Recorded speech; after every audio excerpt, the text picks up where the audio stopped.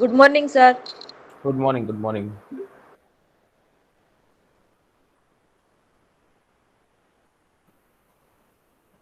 ચાલો, કેમ છો બધા? મજામાં?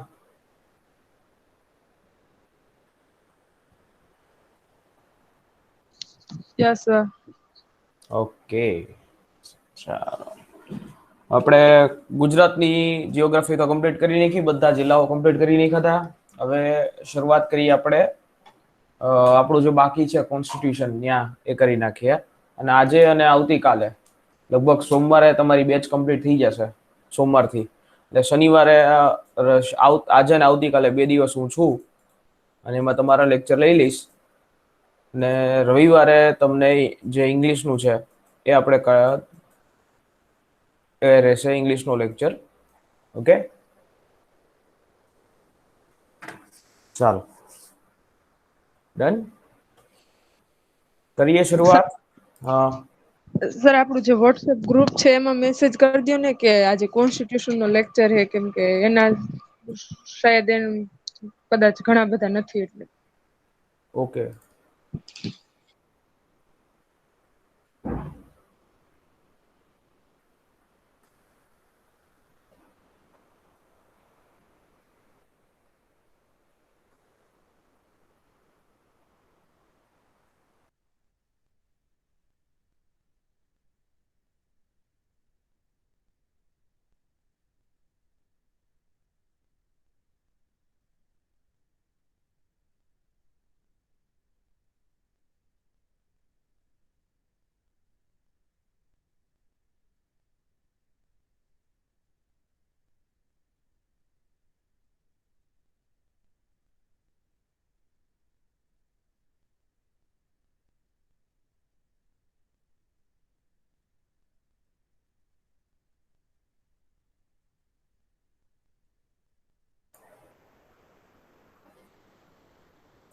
ચાલો.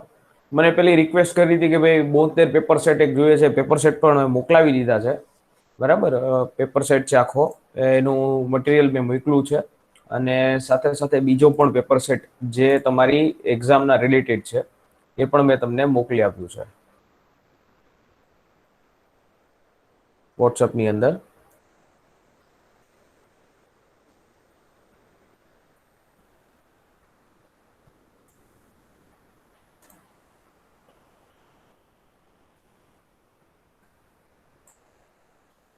એક જે છે સ્પેશિયલી G SSS માટેનો એક પેપર સેટ છે, બરાબર.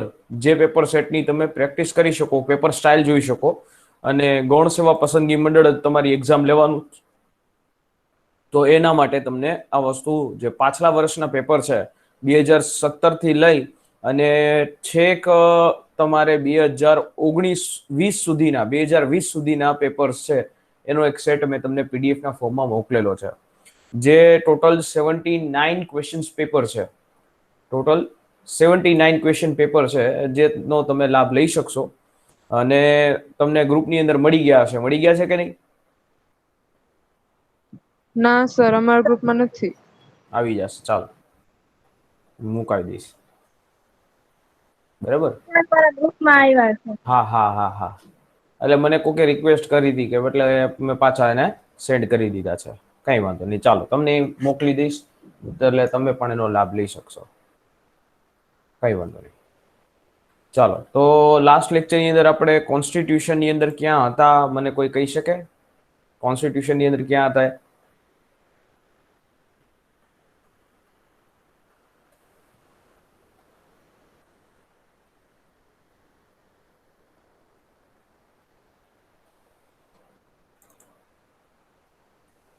લાસ્ટ સેશનની અંદર આપણે કોન્સ્ટિટ્યુશનની અંદર કઈ જગ્યાએ હતા?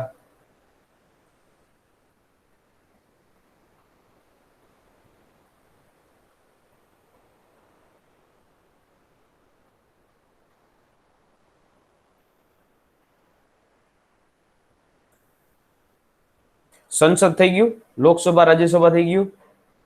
હા, એ તો થઈ જ ગયું છે. અનુચ્છેદ 76 થઈ ગયું, સર. ઓકે, એટર્ની મંત્રીમંડળ. જનરલ.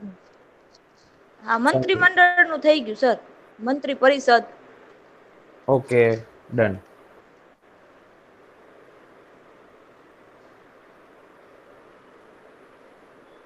સંસદે થઈ ગઈ આખી રાજ્યસભા લોકસભા રાજ્યસભા બંને વસ્તુ થઈ ગઈ.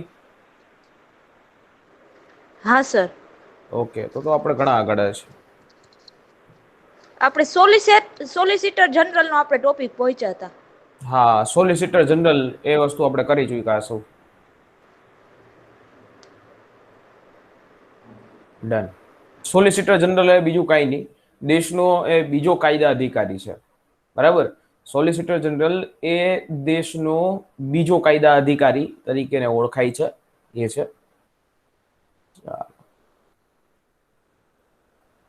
ઓકે, સંસદના પેલા પ્રસ્તાવો થઈ ગયા, અવિશ્વાસ પ્રસ્તાવ ને પ્રસ્તાવો.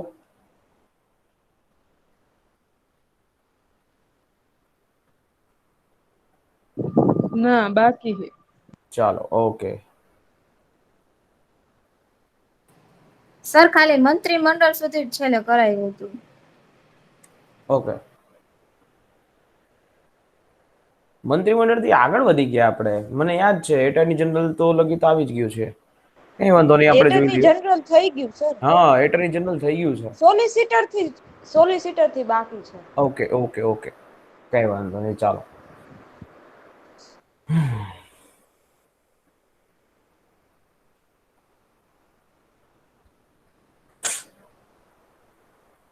સારું.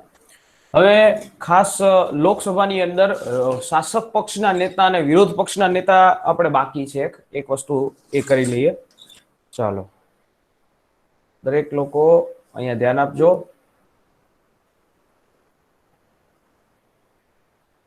Good morning to everyone. Screen show કરીએ છીએ. ચાલો, નાઇસ. બધાને સ્ક્રીન દેખાતી હશે.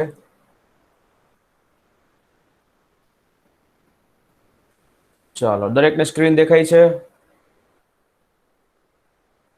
Yes sir. Okay, very good. અને આવી ગયા આપણે ડાયરેક્ટલી આપણી મેઇન સ્ક્રીન ઉપર.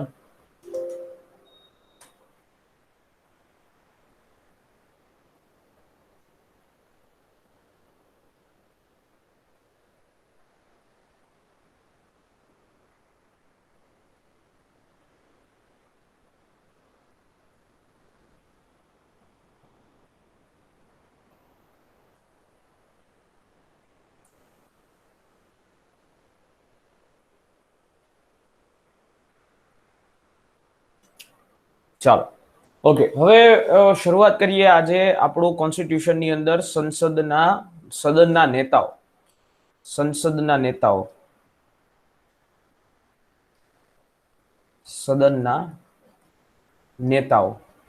હવે તમને સદનના નેતાઓ એટલે શું છે સાહેબ? સંસદના નેતાઓ એટલે શું? એટલે કે જેને ગૃહનો નેતા કહેવામાં આવે.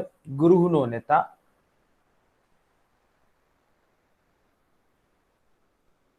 હવે આજે ગૃહનો નેતા એટલે શું? તો કે ગૃહનો નેતા કાં તો પ્રધાનમંત્રી હોય લોકસભાની અંદર. ખાસ આ વસ્તુ એક યાદ રાખજો કે લોકસભા એની અંદર ગૃહનો નેતા જેને લીડર ઓફ ધ હાઉસ તરીકે ઓળખવામાં આવે. હવે એ લીડર ઓફ ધ હાઉસ એટલે કે ગૃહનો નેતા કાં તો પ્રધાનમંત્રી અથવા તો પ્રધાનમંત્રી દ્વારા નિયુક્ત કરવામાં આવેલો કોઈ પણ વ્યક્તિ છે. લોકસભાનો સભ્ય હોવો જોઈએ.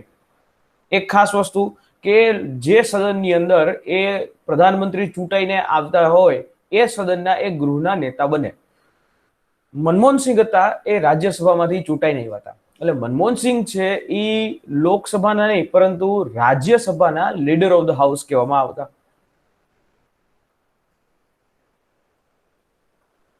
પ્રધાનમંત્રી અથવા તો તેમના દ્વારા નીમવામાં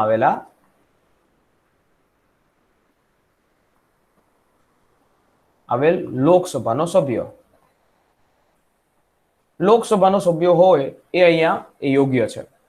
રાજ્યસભા ઉપર વાત કરીએ કે રાજ્યસભાનો ગૃહનો નેતા એ કોને કહેવામાં આવે છે? Leader of the house Rajya Sabha જે છે એની ઉપર.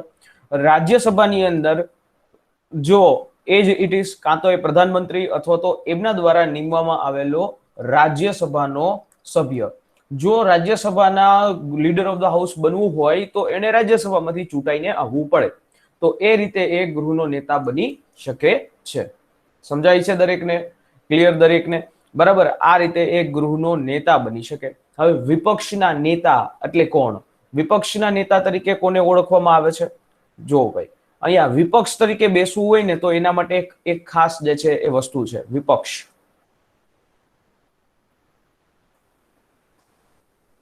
બરાબર.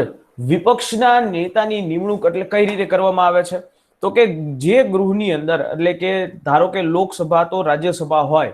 હવે લોકસભાની અંદર કુલ બેઠકના, લોકસભામાં કે રાજ્યસભામાં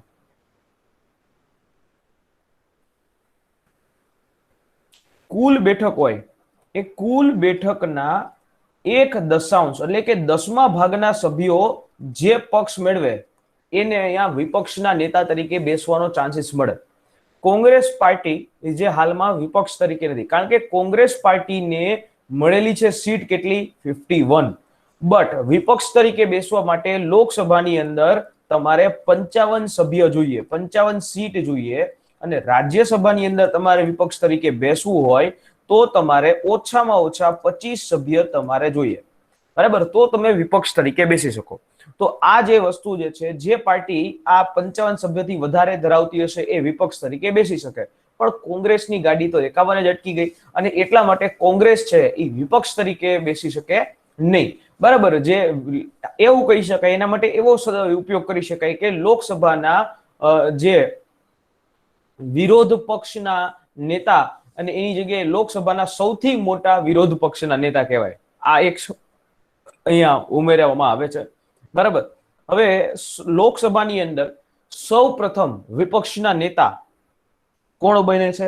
એનું પણ નામ છે કે જે લોકસભાની અંદર સૌથી પહેલા વિપક્ષના નેતા બને છે, રામ સુભાગ સિંહ.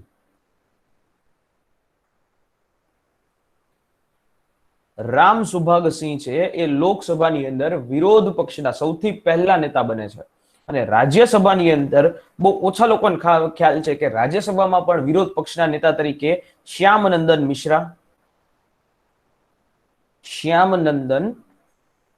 મિશ્રાજી છે એ બેસે છે. બરાબર. શ્યામનંદન મિશ્રાજી છે એ અહીંયા રાજ્યસભાની અંદર વિપક્ષના નેતા તરીકે સૌ પ્રથમ બેસવામાં આવે છે. બરાબર. તો આવી રીતે અહીંયા વિપક્ષના નેતા છે એ બેસતા હોય છે. બરાબર. વિપક્ષના નેતા જે છે એ બેસતા હોય છે. હવે અહીંયા વિપક્ષના નેતાનું પદ કેવું છે સાહેબ? તો આ એક પ્રકારે કાયદાકીય પદ છે. બરાબર. કેવું પદ છે? કાયદાકીય પદ. હવે આના માટે લોકસભા અને રાજ્યસભાના વિપક્ષના નેતા બનવા માટે 1977માં એક વિપક્ષના નેતા માટેનો 1977માં એક કાયદો લઈ આવ્યા હતા, અને એટલા માટે આ પદ જે છે કાયદાકીય પદ કહેવામાં આવે છે. બરાબર. 1970માં એક કાયદો લઈ આવ્યા અને એના આધારે હવે આ રીતે વિપક્ષના નેતાની વાત કરી. અને આ જે વિપક્ષના નેતા હોય એને અહીંયા કેબિનેટ કક્ષા છે એ કેબિનેટ કક્ષાના મંત્રી સમકક્ષ હોય, એની સત્તા કેબિનેટ કક્ષાના મંત્રી સમકક્ષ એને આપવામાં આવે છે. તો આવી રીતે સંસદની અંદર સદનના નેતાઓ એક તો કે શાસક પક્ષનો નેતા અને એક જે છે એ વિરોધ પક્ષનો નેતા તરીકે ઓળખવામાં આવે છે. અને એ વિપક્ષના નેતાની સહમતિ પણ જોઈએ ખાસ જગ્યાએ. જેમ કે વિપક્ષના નેતાઓ હોય કે એ લોકપાલની નિયુક્તિ કરી હોય ત્યારે એની સહમતિ જોઈએ, લોકપાલની નિયુક્તિ વખતે, માનવાધિકાર આયોગ વખતે જોઈએ, માનવાધિકાર આયોગની નિયુક્તિ કરવા માટે પણ જોઈએ, CVC central vigilance commission, central information commission, બરાબર, સેન્ટ્રલ ઇન્ફોર્મેશન કમિશન, સીબીઆઈ એના ડાયરેક્ટર, આવા બધા લોકોની નિયુક્તિ કરવા માટે અહીંયા જે વિરોધ પક્ષના નેતા છે એની અહીંયા જરૂર પડતી હોય છે. ચલો, સમજાઈ ગયું? ક્લિયર? Yes sir.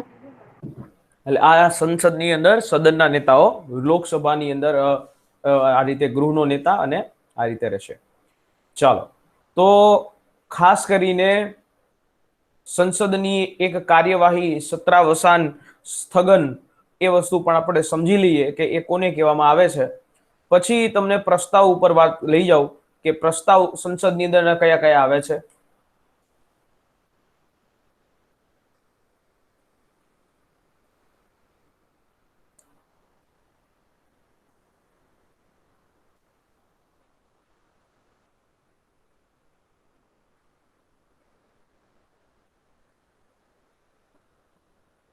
ચાલો ઓકે, સત્રનું સમાપન.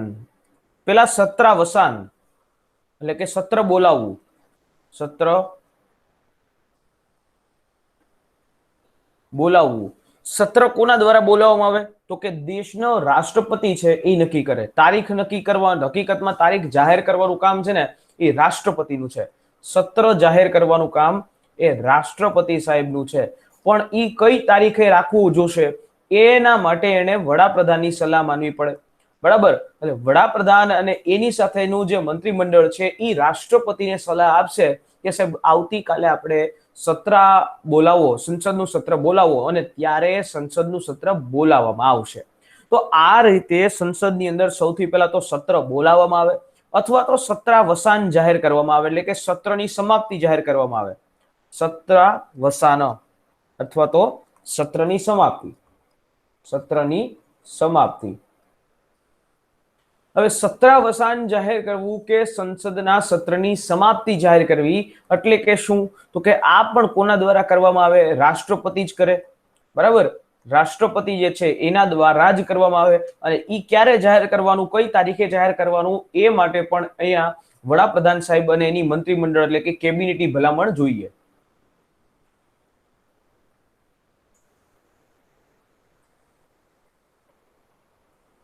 વડાપ્રધાન સાહેબની ભલામણ જે છે અહીંયા જોશે. બરાબર, તો આ રીતે સત્ર બોલાવવું અને સત્રાવસાન જાહેર કરવાનું, એટલે કે સંસદનું જે સત્ર બોલાવવામાં આવે એ સત્ર ઉપર આપણે વાત કરી. પછી એક શબ્દ આવે છે સંસદની અંદર સ્થગન અથવા તો મોકૂફી. સ્થગન અથવા તો મોકૂફી. સ્થગન અથવા તો મોકૂફી એ કોને કહેવામાં આવે છે? એડજર્નમેન્ટ તરીકે આને ઓળખવામાં આવે ઇંગ્લિશની અંદર.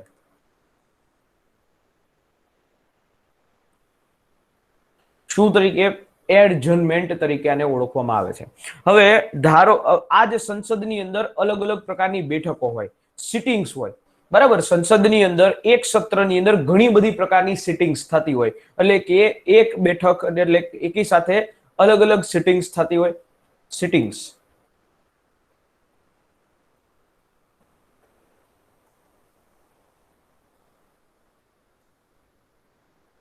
સિટિંગ્સ એટલે કે બેઠક. બરાબર, હવે આ બેઠક કઈ રીતે ગણવામાં આવે? ભાઈ સંસદની અંદર સત્ર 11 વાગ્યા ચાલુ થાય, એક સિટિંગ એટલે 11 વાગ્યાથી લઈ અને 1 વાગ્યા સુધી, 1 થી 2 બ્રેક પડે અને 2 વાગ્યાથી લઈને 5 વાગ્યા સુધી આ એક બેઠક કહેવામાં આવે, આ એક સિટિંગ કહેવામાં આવે અને આ બીજી બેઠક કહેવામાં આવે. બરાબર, એટલે કે એક દિવસની અંદર 2 બેઠકો થતી હોય છે. બરાબર, અહીંયા 1 થી 2 રિસેસ પડે, 2 થી 5 ફરી પાછું કામ ચાલુ થાય. તો આ રીતે સંસદની અંદર એક કાર્યવાહી ચાલતી હોય છે, સિટિંગ્સ ચાલતી હોય છે, એને કહેવામાં આવે છે બેઠક તરીકે. એક દિવસની અંદર 2 બેઠકો થતી હોય. હવે અહીંયા આવી જાવ કે સ્થગન અથવા તો મોકૂફી એટલે શું? કે સંસદનું સત્ર ચાલુ હોય, એ ચાલુ સત્ર દરમિયાન, સંસદનું સત્ર ચાલુ હોય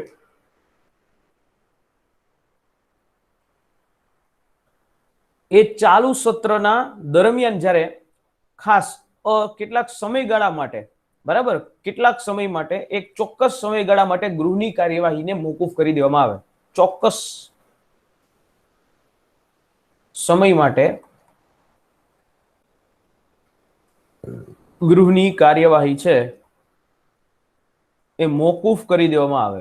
હવે આ કઈ રીતે મોકૂફ કરી દેવામાં આવે? ભાઈ આ પણ જોઈ લ્યો. હવે તમને ખબર છે કે આપણા સંસદની અંદર તો વિરોધ પક્ષ હંમેશા વિરોધ જ કરતો હોય, ક્યારેક ક્યારેક વેલ ઉપર ચડીને આવી જાય, એટલે ક્યારેક ક્યારેક નીચે સંસદની અંદર વિરોધ કરવા માંડે. હવે એ વખતે ગૃહની કાર્યવાહી ચલાવવી અશક્ય છે. તો આવા પ્રકારના કિસ્સાઓની અંદર અને બીજી બેઠક એટલે કે સાંજે 5 વાગ્યા પછી જે પણ અધ્યક્ષ હોય એ સંસદને મોકૂફ કરે છે, એટલે કે આવતા દિવસ સુધી, એક નિશ્ચિત સમય સુધી આપણે મોકૂફ કરીએ. હવે અહીંયા હું 11 વાગે લેક્ચર કમ્પ્લીટ કરું અને 11 વાગે હું તમને એમ કહું કે હવે હું તમને આવતીકાલે સવારના 9 વાગે મળીશ. તો આવતીકાલ સવારના 9 વાગ્યા સુધી મેં આપણું જે લેક્ચર છે એને મોકૂફ કર્યું કહેવાય, એડજર્નમેન્ટ કર્યું કહેવાય. સમજાણું? હવે આ જે એડજર્નમેન્ટ જે છે એ જેવું પૂરું થાય એટલે કે નેક્સ્ટ એક ડેટ આવે ત્યાર પછી ફરી પાછું કામ જે છે ચાલુ કરવાનું થાય. બરાબર, અહીંયા કોઈ પણ પ્રકારના ખરડા પ્રક્રિયા ઉપર અસર પણ થતી નથી. બરાબર. જનરલી શનિવારે શુક્રવારે પૂરું કરીએ એટલે શુક્રવારે એમ કહે કે ભાઈ હવે આપણે મળીશું આવતી વીકની અંદર, એટલે કે સોમવારે સવારના 11 વાગે. તો એ સોમવારે સવારના 11 વાગ્યા સુધી સત્રને મોકૂફ કરી દેવામાં આવે, એડજર્નમેન્ટ કરવામાં આવે. તો આ એડજર્નમેન્ટ સમજાઈ ગયું?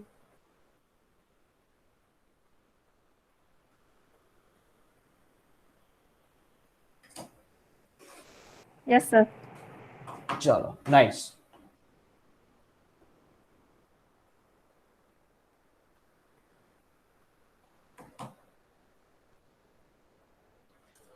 એડજર્નમેન્ટ પછી આવે છે એડજર્નમેન્ટ સાઇન ડાય.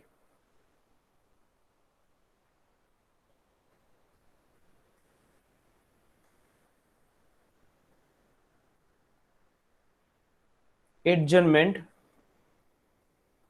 સાઇન ડાય. એડજર્નમેન્ટ સાઇન ડાય એટલે શું? તો કે એડજર્નમેન્ટ સાઇન ડાય એટલે કે અનિશ્ચિતકાલીન માટે મોકૂફી.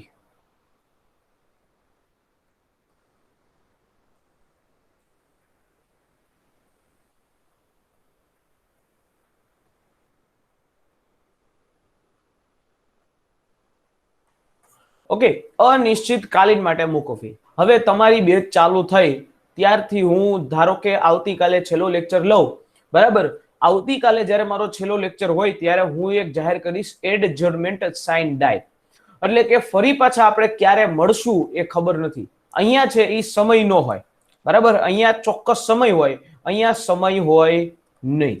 અહીંયા કોઈ પણ પ્રકારનો સમય કરવામાં આવતો ન હોય. સમય જે છે એ ન કરવામાં આવે.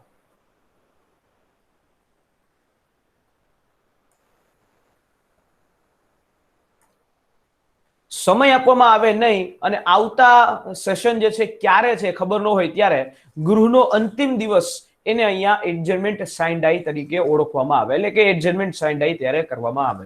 એટલે એડજર્નમેન્ટ કે જેમાં એક ચોક્કસ સમય હોય અને એડજર્નમેન્ટ સાઇન ડાય કે જેની અંદર એ અનિશ્ચિતકાલીન સુધી મોકૂફ કરવામાં આવે, એને અહીંયા એડજર્નમેન્ટ સાઇન ડાય તરીકે ઓળખવામાં આવે.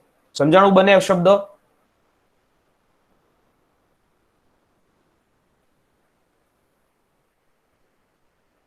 Yes sir. ઓકે, ચાલો એના પછી આગળ વાત કરીએ. હવે એડજર્નમેન્ટ સાઇન ડાય થયું એટલે કે ફરી પાછા ક્યારે મળવાના છે એ આપણને ખબર નથી, અને ત્યારે આપણે નેક્સ્ટ ડે છે એ રાષ્ટ્રપતિ આવશે ને રાષ્ટ્રપતિ સત્રાવસાન જાહેર કરશે. સત્રાવસાન એટલે કે શિયાળુ સત્ર હોય, બજેટ સત્ર હોય કે ચોમાસુ સત્ર હોય, એ પૂરું થાય. કોણ જાહેર કરે? રાષ્ટ્રપતિ જાહેર કરે, બરાબર. રાષ્ટ્રપતિ પેલા જાહેર કરે અને એ કોની ભલામણ હોય રાષ્ટ્રપતિને? તો કે વડાપ્રધાનની ભલામણ, બરાબર. કોની ભલામણ? વડાપ્રધાન એટલે કે મંત્રી પરિષદની ભલામણ હોય, બરાબર. એટલે આવી રીતે સત્રાવસાન જાહેર કરવામાં આવે. એટલે કે સત્રાવસાન પણ જાહેર કરે તો ગૃહના ખરડાની, ગૃહની કાર્યવાહીઓ છે એને કોઈ પણ જાતની અસર થતી નથી, બરાબર. એના પછીનો જે શબ્દ છે એને આપણે કહીએ છીએ વિસર્જન. હવે ગણપતિ બાપુનું વિસર્જન કરીએ એના જેવું જ કઈ ઘટના છે વિઘટન, બરાબર. વિસર્જન અથવા તો વિઘટન.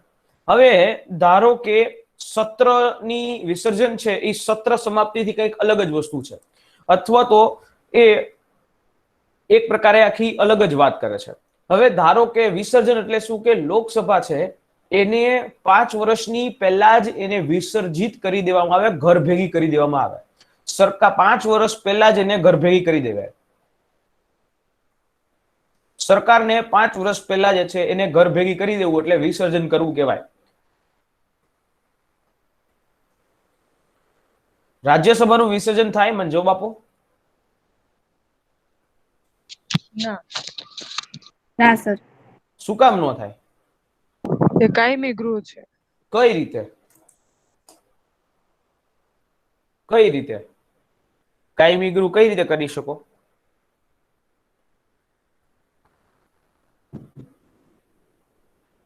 કાઈ નહીં. રાજ્યસભાની અંદર સભ્યોનો કાર્યકાળ હોય છે, રાજ્યસભાનો કાર્યકાળ હોતો નથી. રાજ્યસભાની અંદર સભ્યોનો કાર્યકાળ કેટલો છે? કેટલો છે સભ્યોનો કાર્યકાળ? 6 વર્ષ. 2 વર્ષ. હે 2 વર્ષ કોણ બોલ્યું? એને મારે છૂટોથી ભારત રત્ન આપવો જો. Sorry sir. હા. 2 વર્ષ હોય, દર 2 વર્ષે તો રિટાયર્ડ થાય. કેટલા? ત્રીજા ભાગના 1/3 એ રિટાયર્ડ થાય. હા સર, ઈ યાદ રહી ગયું મને. હા હા, ભારત રત્ન તમને. ચાલો, ઓકે. એટલે 5 વર્ષ પહેલા જ અહીંયા વિસર્જિત કરી દેવામાં આવે, એટલે કે સાવ જે છે અહીંયા ભંગ કરી દેવામાં આવે. હવે આ લોકસભાનું વિસર્જન કરવાની શક્તિ કોની પાસે છે? લોકસભાનું વિસર્જન હંમેશા રાષ્ટ્રપતિ જ કરી શકે. ઓકે, લોકસભાનું વિસર્જન કોની કરી શકે? રાષ્ટ્રપતિ દ્વારા જ કરી શકાય. બરાબર. એટલે આ સત્તા જે છે એ રાષ્ટ્રપતિને સોંપવામાં આવી. કોણે કરવાનું લોકસભાનું વિસર્જન? રાષ્ટ્રપતિએ. વડાપ્રધાને નહીં, લોકસભાના અધ્યક્ષે. વિસર્જન કરવાની સત્તા એ દેશના રાષ્ટ્રપતિ પાસે છે. ઓકે, તો આ એક ખાસ બાબત હતી. સત્રાવસાન પણ આપણે વાત કરી લઈ. પછી રિસેસ. હવે એક રિસેસ પણ આવે સાહેબ. આપણે જ્યારે નાના હતા ત્યારે સ્કૂલની અંદર રિસેસ આવતી, એના જેવું જ છે.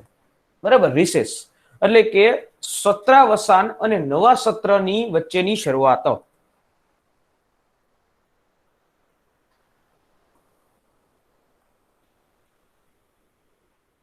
સત્રાવસાન અને નવા સત્રની વચ્ચેનો સમય. આ શું છે સાહેબ? હવે સમજો. સત્રાવસાન અને નવા સત્રની વચ્ચેનો શરૂઆત સમય એટલે કે ધારો કે હવે બજેટ સત્ર છે એ 31મી મે 2021 ના રોજ બજેટ સત્ર પૂર્ણ. ઓકે, હવે પછી કયું સત્ર આવે બજેટ સત્ર પછી? ચોમાસુ સત્ર. ચોમાસુ સત્ર. એટલે ચોમાસુ સત્ર કાલ સવારે વડાપ્રધાન સાહેબની ભલામણથી રાષ્ટ્રપતિ જાહેર કરે કે આપણે ચોમાસુ સત્ર છે એ 1 ઓગસ્ટના રોજ બોલાવશું. 1 ઓગસ્ટ 2021 ના રોજ આપણે ચોમાસુ સત્ર બોલાવશું. ઓકે, તો આ 31મી મે થી લઈને 30મી જે જુલાઈ જે છે ત્યાં સુધીનો સમય, 31મી જુલાઈ સુધીનો સમય આપણે અહીંયા આ રીતે ગણવામાં આવે. બરાબર. આ જે છે વચ્ચેનો સમય એને અહીંયા આપણે રિસેસ કહેવામાં આવે. બરાબર, શું કહેવામાં આવે? રિસેસ. ચાલો, 2 સત્ર વચ્ચેનો આ સમય છે જેને આપણે અહીંયા રિસેસ તરીકે ઓળખીએ છીએ. સમજાણું દરેકને?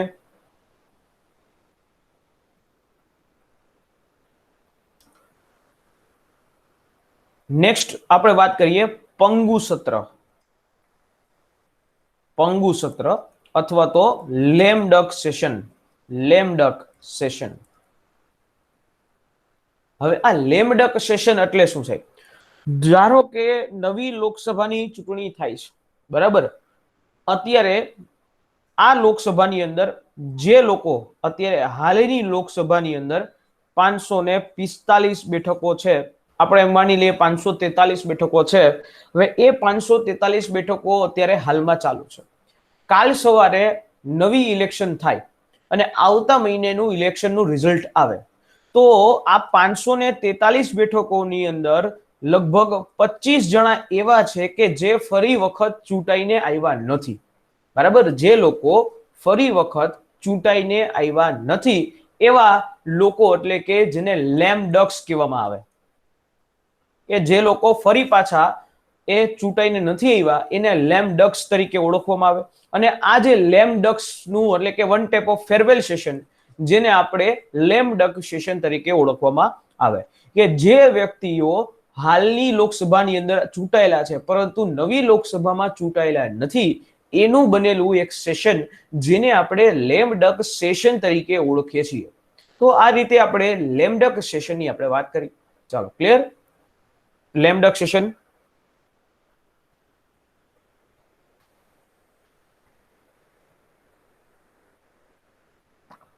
Yes sir. આમ એક્ઝામ નજીક આવતી જાય એમ તમે આમ ઠંડા પડતા જાવ, એવું કેમ?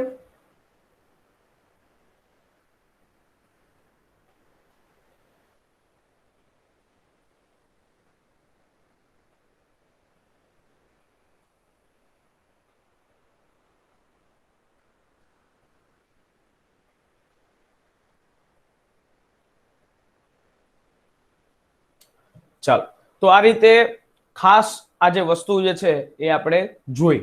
હવે અહીંયા એક ફરી પાછી નોટ લઈ લઉં છું, અને નોટ એવી છે કે ભાઈ સત્ર કોણ બોલાવે, તમારે મને કહેવાનું. સત્ર બોલાવવું, સત્ર કોણ બોલાવે? રાષ્ટ્રપતિ વડાપ્રધાનની સલાહથી. Very good. રાષ્ટ્રપતિ બોલાવે. કોની સલાહથી? વડાપ્રધાન. અને મંત્રી પરિષદ, અહીંયા મંત્રી પરિષદ વાળો શબ્દ વધારે યોગ્ય છે, મંત્રી પરિષદ, કારણ કે એમાં અહીં અધ્યક્ષ હોય, તો કે એ જ. ત્યાર પછી સ્થગન, સ્થગન અથવા તો સત્ર મોકૂફી, સત્ર મોકૂફી. સ્થગન અથવા તો સત્ર મોકૂફી કોણ બોલાવે? રાષ્ટ્રપતિ. હે નહીં, જે તે ગૃહનો અધ્યક્ષ, જે લોકસભાનો અધ્યક્ષ,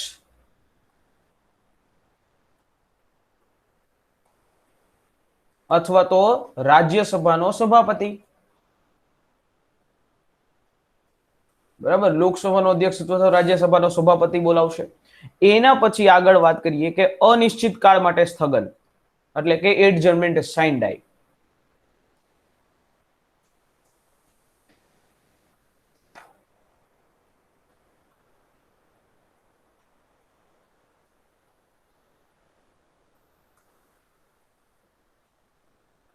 અનિશ્ચિત કાળ માટે સ્થગન આ જાહેર કોણ કરે? ચાલો જણાવો, આ કોણ કરે જાહેર?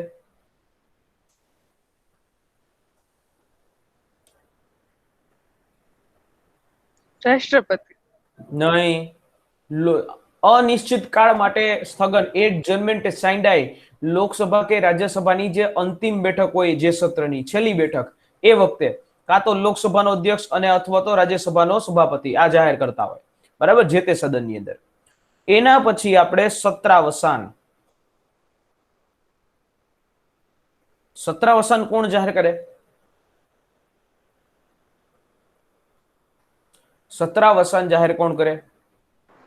રાષ્ટ્રપતિ મંત્રી પરિષદની સલાહથી. વડાપ્રધાન અને મંત્રી પરિષદ. Very good. રાષ્ટ્રપતિ અને મંત્રી પરિષદની સલાહથી.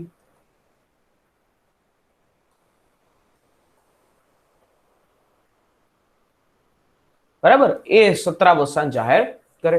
હજી આગળ વિઘટન અથવા તો વિસર્જન.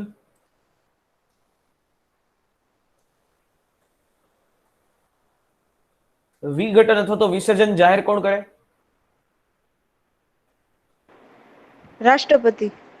Very good.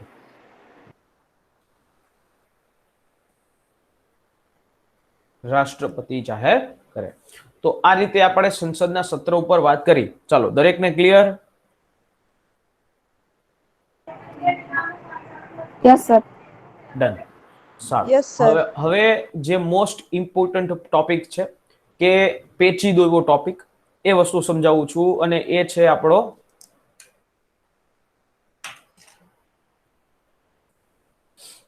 એડજર્નમેન્ટ, સંસદના પ્રસ્તાવો.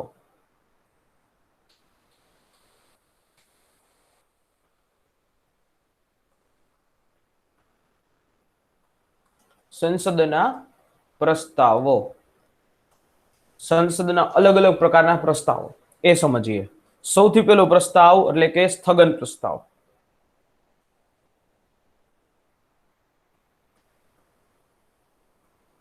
સૌથી પહેલો જે પ્રસ્તાવ છે એને આપણે અહીંયા સમજવાની કોશિશ કરીએ. સ્થગન પ્રસ્તાવ. સ્થગન પ્રસ્તાવ એટલે શું એ સમજો. સ્થગન પ્રસ્તાવ એટલે કે અતિ મહત્વના હોય, ખૂબ જ મહત્વના એવા કે જેમાં વિલંબ, એક પણ પ્રકારનું મોડું ન થઈ શકે એવા જાહેર હિતના મુદ્દાઓને ચર્ચા કરવા માટે, સદનમાં ચર્ચા કરવા માટે આ પ્રસ્તાવ રજૂ થઈ શકે. બરાબર, કેના માટે આ પ્રસ્તાવ રજૂ કરવામાં આવે? જાહેર હિત માટે.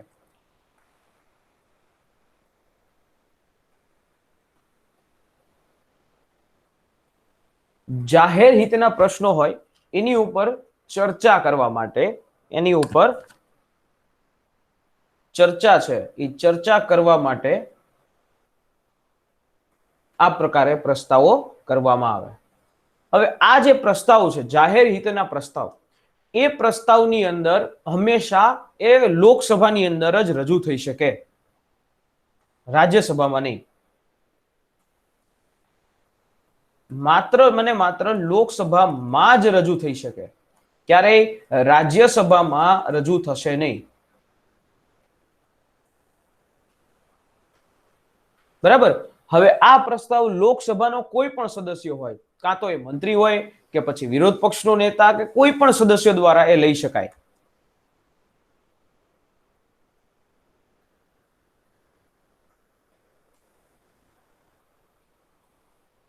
દ્વારા એને લાવી શકાય. હવે આ જે પ્રકારનો સ્થગન પ્રસ્તાવ, આને કહેવામાં આવે એડજર્મેન્ટ મોશન.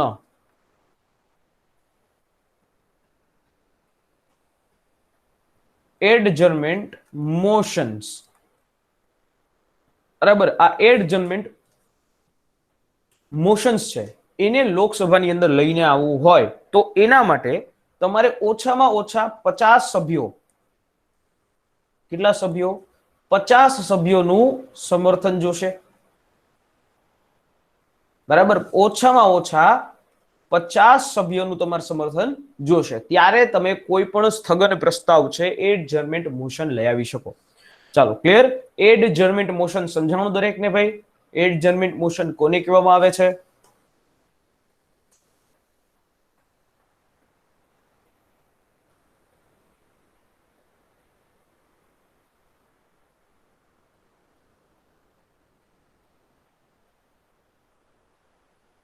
Yes sir. ચાલો, ઓકે, આગળ વધી જઈએ. અવિશ્વાસનો પ્રસ્તાવ.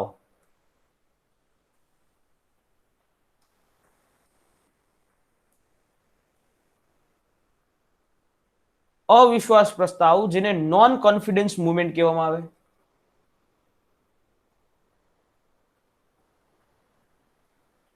નોન કોન્ફિડન્સ મોશન દ્વારા કરવામાં આવે. હવે આ પ્રકારનો આ જે પ્રસ્તાવ છે, જે મોશન છે, એ હંમેશા વિપક્ષ દ્વારા જ લઈ આવવામાં આવે. એટલે કે જ્યારે વિપક્ષ છે સરકારને સત્તા ઉપરથી હટાવવા માટે, એટલે કે જ્યારે વિપક્ષને એમ લાગતું હોય કે અમારી પાસે આ લોકો કરતા, સરકાર કરતા વધારે બહુમતી છે, ત્યારે સરકારની ઉપર એને વિશ્વાસ નથી, એ પ્રકારનો આવો અવિશ્વાસનો પ્રસ્તાવ લઈને આવવામાં આવે. એટલે કોણ પ્રસ્તાવ લઈ આવે? કે વિપક્ષ દ્વારા જ આ પ્રસ્તાવ લઈને આવવામાં આવે. બરાબર. હવે આ જે પ્રસ્તાવ છે એ હંમેશા તમારે લોકસભાની અંદર જ રજૂ કરી શકો, માત્ર લોકસભામાં. જો વિધાનસભા હોય તો ઓનલી વિધાનસભાની અંદર, એટલે કે રાજ્યની અંદર વિધાનસભામાં રજૂ થાય. એટલે અવિશ્વાસનો પ્રસ્તાવ એ હંમેશા લોકસભામાં જ રજૂ કરવામાં આવે, કેન્દ્ર લેવલે. રાજ્ય લેવલે હોય તો વિધાનસભાની અંદર રજૂ કરવામાં આવે. ક્યારેય વિધાન પરિષદમાં કે રાજ્યસભામાં અવિશ્વાસનો પ્રસ્તાવ રજૂ કરી શકાતું નથી. શું કામ અવિશ્વાસનો પ્રસ્તાવ અહીંયા લોકસભાની અંદર જ રજૂ કરવામાં આવે? એનું રીઝન છે, કારણ કે આપણા બંધારણમાં ચોખ્ખું કીધું છે કે આપણું મંત્રી પરિષદ એટલે કે સરકાર, એ સરકાર સામૂહિક રીતે લોકસભાને જવાબદાર છે. એટલા માટે અહીંયા નોન કોન્ફિડન્સ મોશન છે એ ડાયરેક્ટલી લોકસભાની અંદર જ લઈ આવવામાં આવે. બરાબર. એટલે મંત્રી પરિષદ છે એ સામૂહિક રીતે લોકસભાને જવાબદાર છે.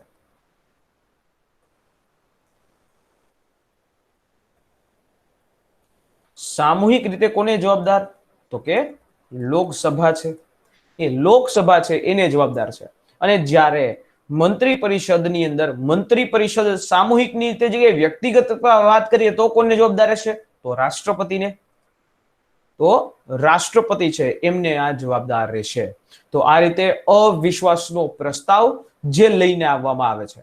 બરાબર. હવે અવિશ્વાસનો પ્રસ્તાવ ફરજિયાત, જો અવિશ્વાસનો પ્રસ્તાવ લોકસભામાં આવ્યો, બરાબર, અવિશ્વાસનો પ્રસ્તાવ ધારો કે લોકસભાની અંદર આવે, તો લોકસભાની અંદર આવે ત્યાર પછી એ પ્રસ્તાવ પાસ થઈ જાય, જો એ પ્રસ્તાવ પાસ થઈ જાય તો સરકારે રાજીનામું પડે.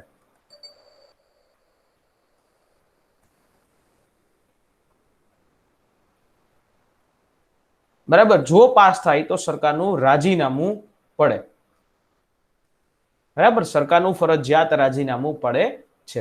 સમજાઈ ગયું આ વસ્તુ? અવિશ્વાસનો પ્રસ્તાવ પહેલા તો આટલું વસ્તુ સમજાડું. બરાબર. હવે અવિશ્વાસનો પ્રસ્તાવ કઈ રીતે લઈ આવવામાં આવે ને એ પણ તમને એની પ્રોસિજર કહું. અવિશ્વાસનો પ્રસ્તાવ હંમેશા ફરજિયાતપણે ગૃહની અંદર લોકસભામાં જ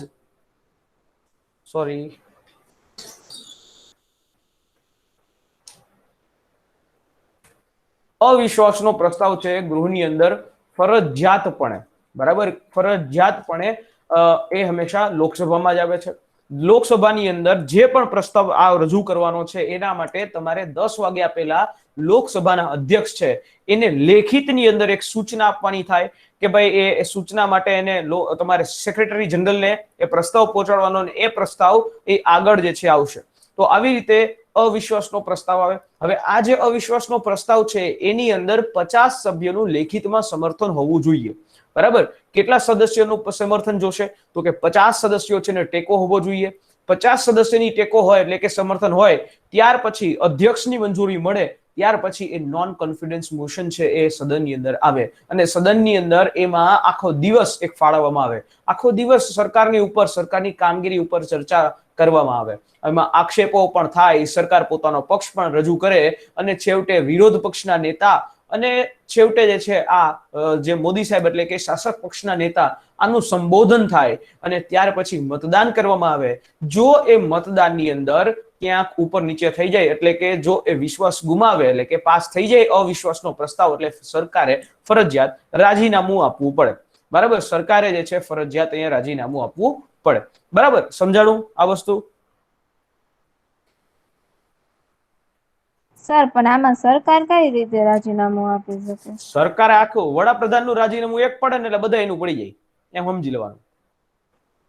સરકારની ઉપર હા એટલે આખું મંત્રીમંડળ જ રાજીનામું આપી દે. સર વડાપ્રધાનનું એક રાજીનામું આવે એટલે ઓટોમેટિક આખા મંત્રીમંડળનું રાજીનામું કરે.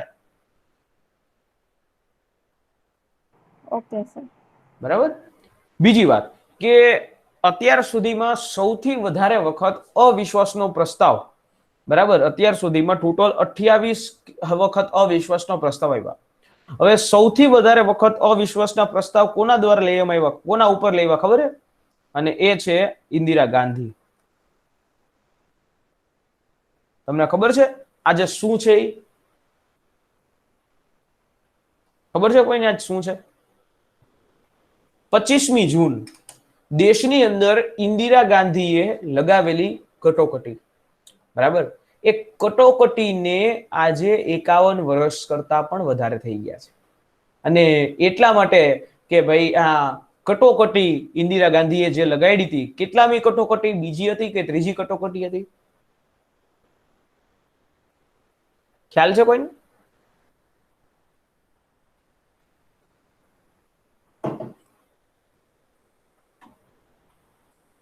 યાદ કરો જો યાદ હોય તો. ના સર, નથી આઈડિયા. જો આપણા દેશની અંદર તો સૌથી પહેલા તો આપણે કટોકટી ઉપર વાત કરીએ કે ભાઈ કટોકટી કઈ કઈ પ્રકારની કટોકટી છે? કોઈ કહી શકે? ઇમરજન્સી,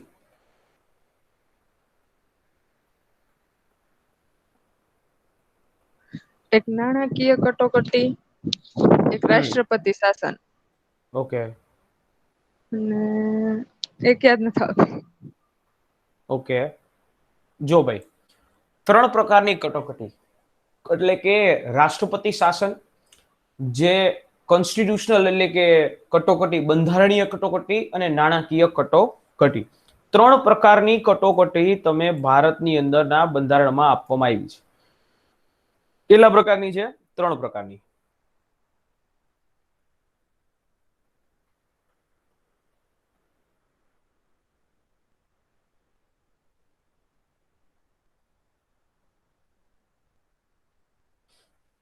ચાલો તો એ કટોકટી ઉપર એક નાનકડી વાત કરી લઉં કારણ કે આજનો સમય એવો છે એટલે આવા આજના ટોપિકમાં લઈ જ લઈએ અને સમજાઈ જાય એવું વસ્તુ છે.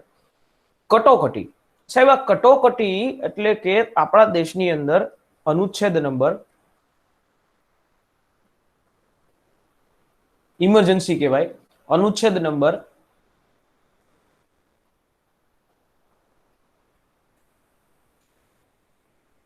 352, 356 અને 360 આ રીતે છે. 3 કટોકટી છે. હવે 352 કે જેને આપણે રાષ્ટ્રીય કટોકટી નેશનલ ઇમરજન્સી કહીએ છીએ, રાષ્ટ્રીય કટોકટી. 356 જેને આ બંધારણીય કટોકટી અથવા તો રાષ્ટ્રપતિ શાસન, બંધારણીય કટોકટી. અને 360 જેને આપણે નાણાકીય કટોકટી, નાણાકીય કટોકટી તરીકે ઓળખવામાં આવે છે. 3 પ્રકારની કટોકટી, 3 પ્રકારનું ઇમરજન્સી પ્રોવિઝન્સ છે. હવે આ જાહેર કોણ કરે? પહેલા મને એ કહો કે કટોકટી જાહેર કોણ કરે? તો કે દેશનો રાષ્ટ્રપતિ. બરાબર, દેશનો રાષ્ટ્રપતિ, પ્રેસિડેન્ટ છે, ઈ પ્રેસિડેન્ટ કટોકટી જાહેર કરશે. ઓકે, હવે આ જે એક એક કટોકટીને આપણે લઈ જ લઈએ સાથે.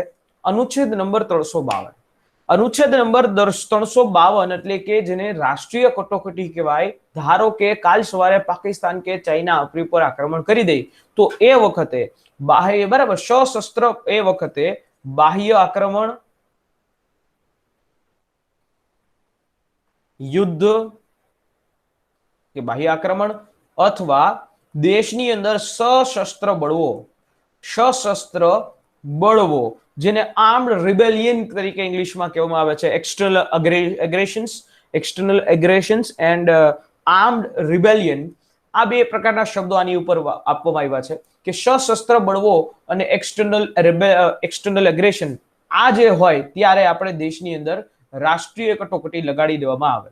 બરાબર, કે જ્યારે દેશની સુરક્ષા હોય એની સામે કોઈ ખતરો થતો હોય ત્યારે આ પ્રકારની કટોકટી લગાડવામાં આવે. હવે આ જે કટોકટીની અંદર સુધારો પણ કરવામાં આવ્યો છે 1978 ની અંદર 44માં બંધારણીય સુધારા દ્વારા, અને જેની અંદર એક આંતરિક અશાંતિની જગ્યાએ સશસ્ત્ર બળવો આ શબ્દ ઉમેરવામાં આવ્યો હતો. એટલે કે એ વખતે જે ઇન્દિરા ગાંધીની સરકારે જે કર્યું હતું ને એના માટે આવી વસ્તુ કરવામાં આવી હતી. બરાબર, હવે રાષ્ટ્રીય કટોકટી આપણે ધારો કે લગાડવી હોય તો રાષ્ટ્રપતિ સાહેબ લગાડે, આપણને એ ખબર છે. બટ આવી કટોકટી રાષ્ટ્રપતિ પોતાની મેળે ન લગાડી શકે. એના માટે કેબિનેટની લેખિતમાં ભલામણ જોઈએ.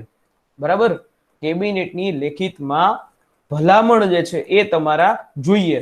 અને માત્ર ને માત્ર પ્રધાનમંત્રીની એકની સલાહ દ્વારા કટોકટી, રાષ્ટ્રીય કટોકટી લાગી શકે નહીં. બરાબર, માત્ર ને માત્ર એક પ્રધાનમંત્રી કાલ સવારે કહે કે ભાઈ હાલો ભાઈ મારે કાલ સવારે કટોકટી ઇમરજન્સી જોઈએ છે તો લગાડી શકાય, આ વસ્તુ પોસિબલ નથી. કારણ કે આ વસ્તુ ઇન્દિરા ગાંધીની સરકારે કરી હતી અને ત્યાર પછી આપણે અહીંયા સુધારો કરી અને ફરી પાછું એઝ ઇટ ઇઝ કરવાનો પ્રયત્ન કર્યો હતો. ઇન્દિરા ગાંધીની સરકાર, અને એણે એવું કીધું હતું રાષ્ટ્રપતિને કે ભાઈ મને અત્યારે કટોકટી જોઈએ છે 24 કલાકની અંદર. ઇન્દિરા ગાંધીએ રાષ્ટ્રપતિને કીધું હતું કે રાતના 12 વાગે ને ત્યાં સુધીમાં દેશમાં કટોકટી આવી જવી જોઈએ, અને જો ન આવી તો કાલ સવારે તમે રાષ્ટ્રપતિ સાહેબ મહાભિયોગ માટે તૈયાર રહ્યો. બરાબર, મહાભિયોગ માટે તમે તૈયાર રહ્યો. આવું પ્રકારનું એક વાત જે છે કરવામાં આવી હતી. સમજાય છે?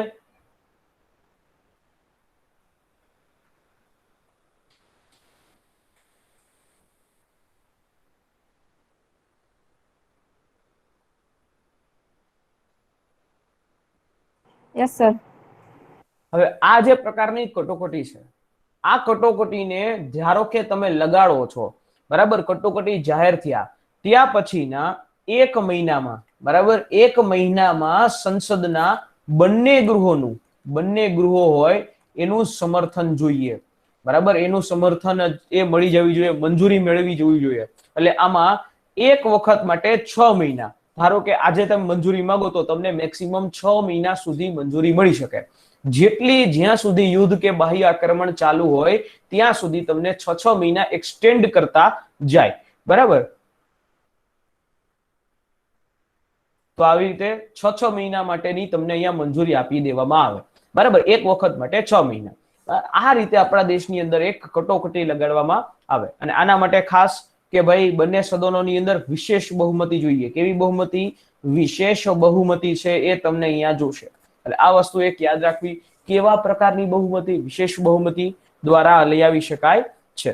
બરાબર, ત્યાર પછી એક બંધારણીય કટોકટી આવે. ધારો કે કાલ સવારે પશ્ચિમ બંગાળમાં બંધારણ મુજબ શાસન ન ચાલતું હોય ત્યારે રાજ્યપાલ કાં તો રાજ્યપાલ એમ કે સાહેબ હવે અહીંયા કટોકટી લગાડી દો, ત્યારે રાષ્ટ્રપતિ દ્વારા જે તે ભાગની અંદર જે તે રાજ્યમાં બંધારણીય કટોકટી લગાડી દેવામાં આવે. બરાબર, એને બંધારણીય કટોકટી તરીકે ઓળખવામાં આવે. કોણ? ક્યાં? તો કે રાજ્યની અંદર કાયદા મુજબ શાસન નથી ચાલતું ત્યારે આવા બંધારણીય કટોકટી લગાડવામાં આવે. અને આ બંધારણીય કટોકટી જે કોઈ પણ રાજ્યમાં અથવા તો જે તે ભાગમાં પણ લગાડી શકાય. બરાબર, આ રીતે આ બંધારણીય કટોકટી હતી. હવે ત્યાર પછી 360 એટલે કે નાણાકીય કટોકટી. બરાબર, હજી સુધી આપણા દેશની અંદર ક્યારે એવા ફાઇનાન્શિયલ ક્રાઇસિસ નથી આવ્યા કે જ્યારે આપણે કટોકટી લગાડવી પડે. બટ કાલ સવારે આપણી પાસે પૈસો ખૂટી જાય તો એ વખતે અનુચ્છેદ 360 ની અંદર આ બંધારણ મુજબ જે આપણે નાણાકીય કટોકટી ફિનાન્શિયલ ઇમરજન્સી લગાડી શકીએ. ઓકે, ફિનાન્શિયલ ઇમરજન્સીનું ખાસ પ્રાવધાન જે છે અહીંયા કરવામાં આવે છે કે એ વખતે બધાના પગાર ભથ્થા આ બધું ઘટાડી શકાય. અહીંયા આવી જાઓ 356 ની અંદર. 356 માં તો આખી પશ્ચિમ બંગાળની સરકાર હોય કે કોઈ પણ રાજ્યની સરકાર એને જ અહીંયા બરખાસ્ત કરી દેવામાં આવે. બરખાસ્ત, બરાબર, એટલે ઘર ભેગી કરી દેવામાં આવે અને નવી એક ચૂંટણી કરી દેવામાં આવે.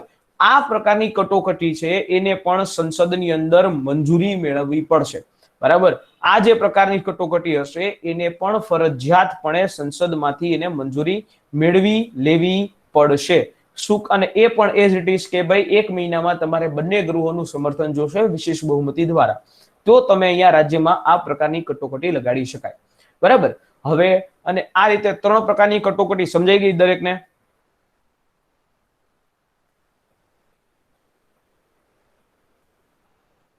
સમજાણી કે નહીં? Yes sir. હવે એક આના ઉપરથી જ એક બીજી એક વાત તમને કહી દઉં કે જે પ્રથમ કટોકટી હતી આપણી ફર્સ્ટ, આપણે ફર્સ્ટ જે છે એક ઇમરજન્સી લગાડી હતી. કોણે લગાડી? કટોકટી કોણ લગાડી શકે? કોણ લગાડી? રાષ્ટ્રપતિ. હા, રાષ્ટ્રપતિ. એ વખતે રાષ્ટ્રપતિ હતા ફર્સ્ટ વખતે S Radhakrishnan, doctor S Radhakrishnan એ ફર્સ્ટ એવા આપણા રાષ્ટ્રપતિ હતા. પ્રધાનમંત્રી હતા જવાહરલાલ નહેરુ.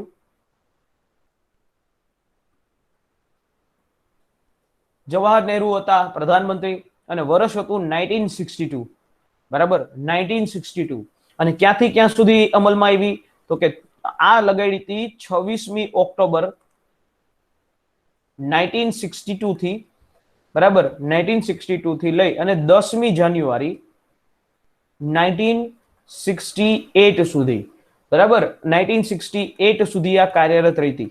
હા, એવી કટોકટી હતી. કારણ એવું હતું કે ભારત અને ચાઇના યુદ્ધ. ભારત ચાઇના યુદ્ધ. એટલે કઈ પ્રકારની કટોકટી લગાડશે? 352, 356 કે 360? કઈ પ્રકારની કટોકટી એમાં લાગે? 352. Very good, 352.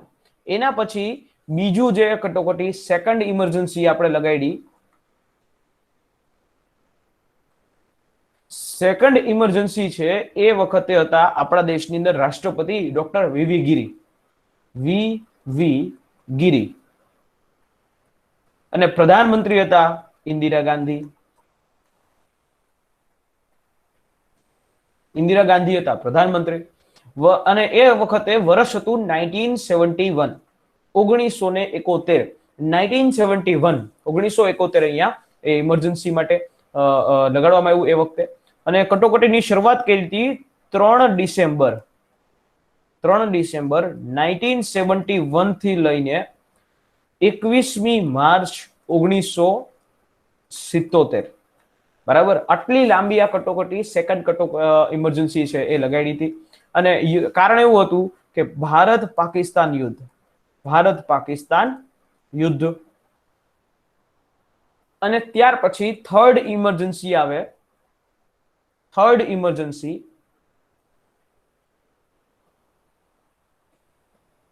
અને એ થર્ડ ઇમરજન્સી કોણે લગાડી? સૌથી પહેલા તો રાષ્ટ્રપતિ હતા ફખરુદ્દીન અલી અહેમદ.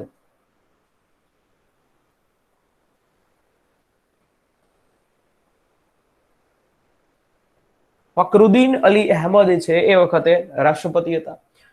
ખાસ કરીને પ્રધાનમંત્રી કોણ છે તો કે ઇન્દિરા ગાંધી.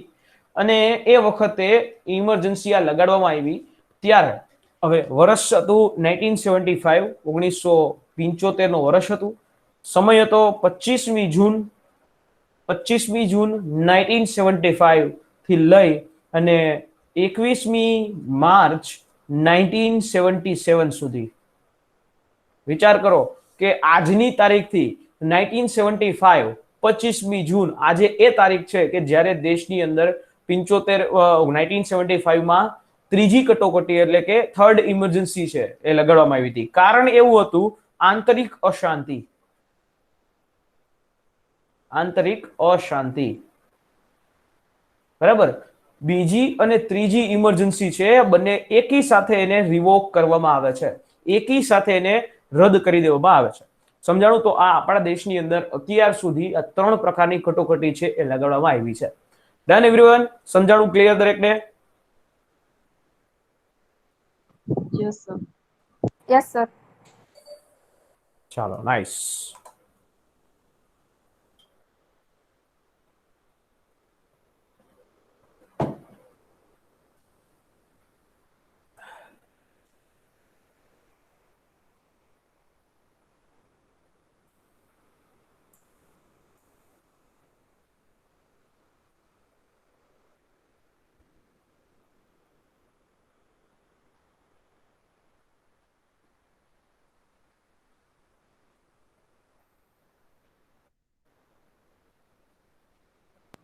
સર આજ સુધી એક વાર ગુજરાતમાં રાષ્ટ્રપતિ શાસન લાગેલું?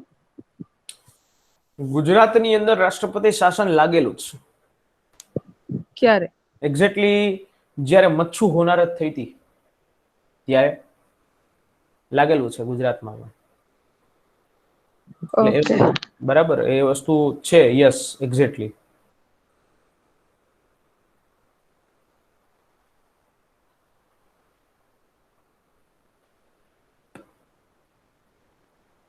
અને ગુજરાતની અંદર તમે મને કીધું ને તો અત્યાર સુધી ગુજરાતમાં આપણે ટોટલ 5 વખત રાષ્ટ્રપતિ શાસન લગાડ્યું છે.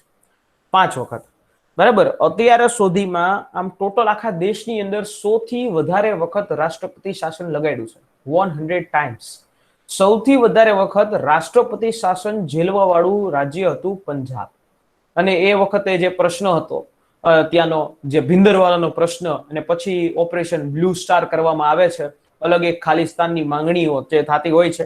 અને ત્યાર આ રીતે સૌથી વધારે વખત ત્યાં પંજાબની અંદર રાષ્ટ્રપતિ શાસન 11 વખત લગાડવામાં આવે છે.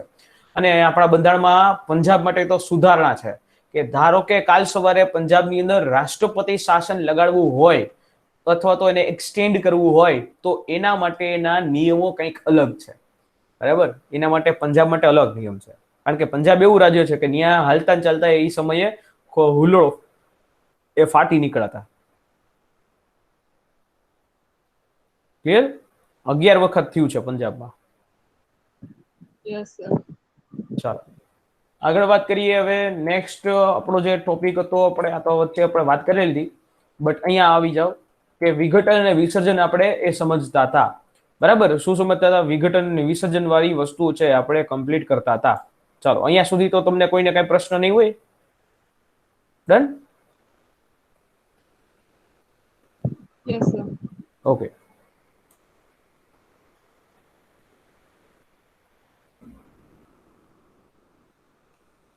ચાલો, હવે આ આપણે વાત કરી હતી અવિશ્વાસનો પ્રસ્તાવ ઉપર. બરાબર. કોન્ફિડન્સ મોશન એ કઈ રીતે આવે છે. હવે ખાસ કરીને વિશ્વાસનો પ્રસ્તાવ એ પણ આવે. તમને ખબર હોય તો જ્યારે કોઈ પણ સરકાર બનાવી હોય તો ફોર એક્ઝામ્પલ તમને વાત કરું કે મહારાષ્ટ્રની અંદર જ વાત હતી. બરાબર. મહારાષ્ટ્રનો એક્ઝામ્પલ તમને આપું છું જેથી કરીને તમને વધારે ખબર પડશે. વિશ્વાસનો પ્રસ્તાવ આવે એક, જેને કોન્ફિડન્સ મોશન કહેવામાં આવે.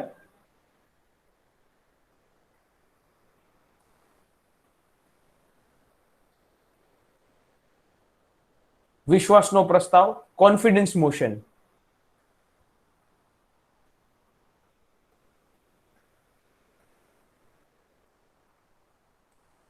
બરાબર. કોન્ફિડન્સ મોશન છે, વિશ્વાસનો પ્રસ્તાવ છે, એ સ્પેશિયલી રીતે આવે છે. હવે ધારો કે ચૂંટણી થઈ, બરાબર, કાલ સવારે ગુજરાતની અંદર ચૂંટણી થઈ. ગુજરાતની બેઠક કેટલી ટોટલ? ગુજરાતની બેઠક ટોટલ કેટલી છે ભાઈ? એટલે શેમાં છે, રાજ્યસભા કે લોકસભા? નહીં, અહીંયા વિધાનસભામાં. 182. ઓકે, 182. બરાબર, 182 બેઠકો. હવે 182 બેઠકોમાં બહુમત મેળવવા માટે કેટલી બેઠકો જોઈએ?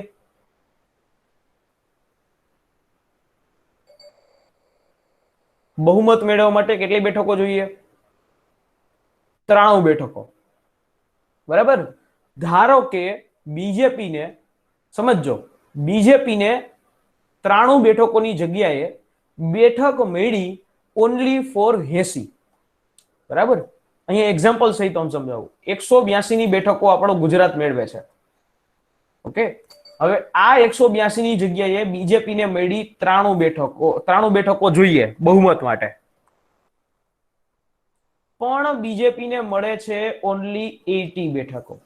બરાબર, બીજેપીને મળે છે ઓનલી 80 બેઠકો. અને ત્યાર પછી એક્ઝેક્ટલી 80 બેઠકો આને છે અને ડાયરેક્ટલી, એક જ મિનિટ,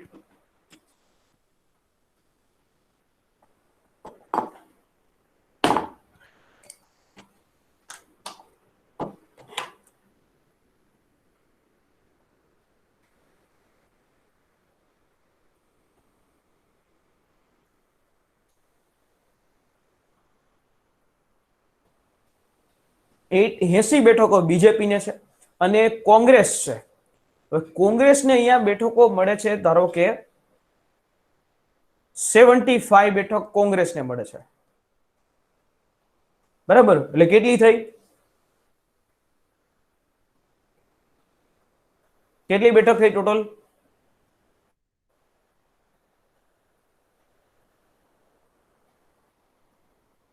158.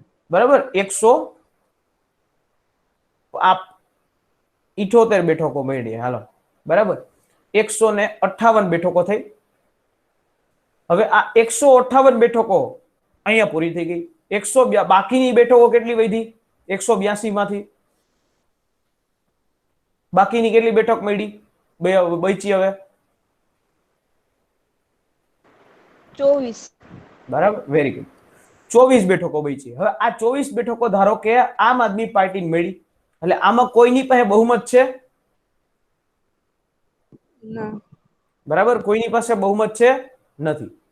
બરાબર, હવે આવા રીતે બહુમત કોઈની પાસે નથી, એટલે ત્યારે રાજ્યપાલ જે સૌથી મોટી પાર્ટી હશે, એટલે બીજેપીને વિશ્વાસનો મત સાબિત કરવા માટેનો એક તક આપશે કે એક કામ કરો, તમે સરકાર બનાવો અને સદનમાં તમે વિશ્વાસનો મત જે છે એ સ્થાપિત કરો, કે તમે કોઈ પણ રીતે બહુમત સુધી પહોંચવાનો પ્રયત્ન કરો.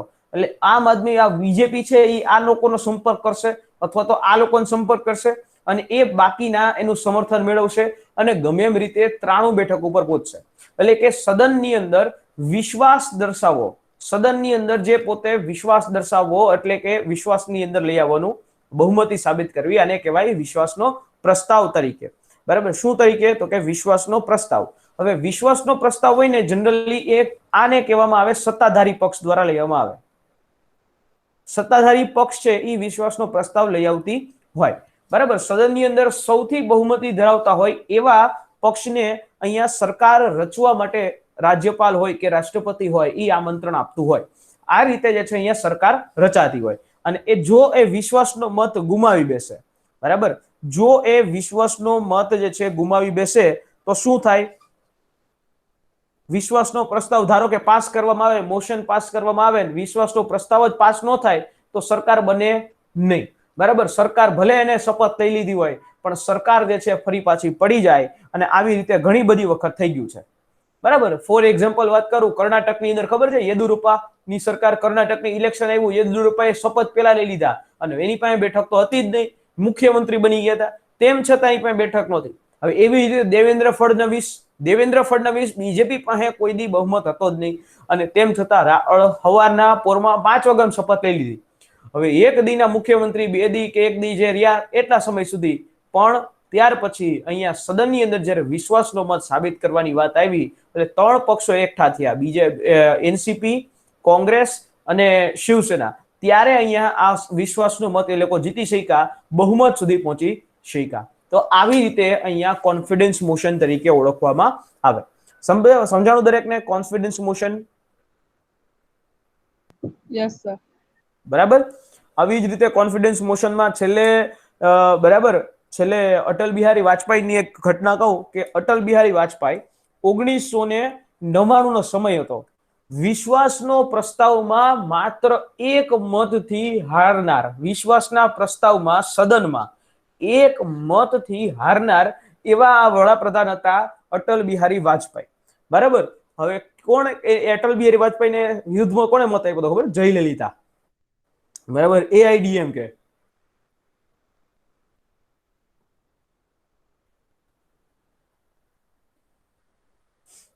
બરાબર.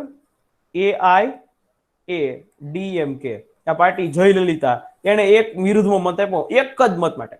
એટલે આ રીતે અહીંયા વિશ્વાસનો પ્રસ્તાવ જે છે એ આવે છે. આશા રાખું છું સમજાઈ ગયું હશે. સમજાણું? હા સર. ચાલો, નાઈસ. બરાબર. એનાથી આગળ આપણે વાત કરીએ નેક્સ્ટ કે ભાઈ નેક્સ્ટ જે છે ઈ નિંદા પ્રસ્તાવ, સેન્સર મોશન.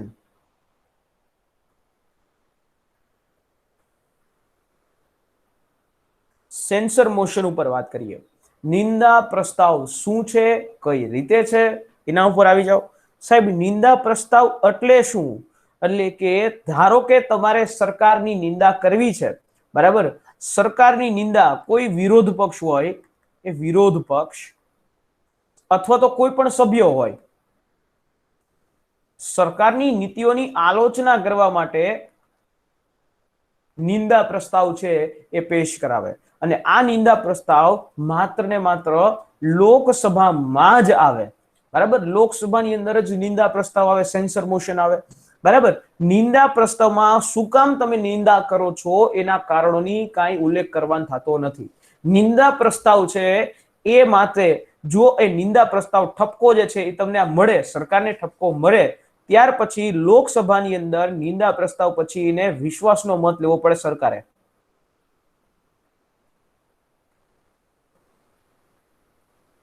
બરાબર. જો નિંદા પ્રસ્તાવ પારિત થાય, સેન્સર મોશન પારિત થાય, પાસ થાય, ત્યાર પછી એને લોકસભામાં વિશ્વાસનો મત એને હાંસલ કરી લેવો પડે. તો આ રીતે તમારો નિંદા પ્રસ્તાવ છે, સેન્સર મોશન છે. બરાબર. સેન્સર મોશન સમજાઈ ગયું દરેકને? Yes sir. ચાલો, યસ સર. ડન. આને કહેવાય સેન્સર મોશન. ત્યાર પછી આવે એક point of order. Point of order. હવે ધારો કે ગૃહ છે એનું સંચાલન બંધારણ મુજબ ચાલતું નથી, અથવા તો તમે સદન જે છે ક્યાંક ભૂલ કરતું હોય, ત્યારે આ પોઈન્ટ ઓફ ઓર્ડરના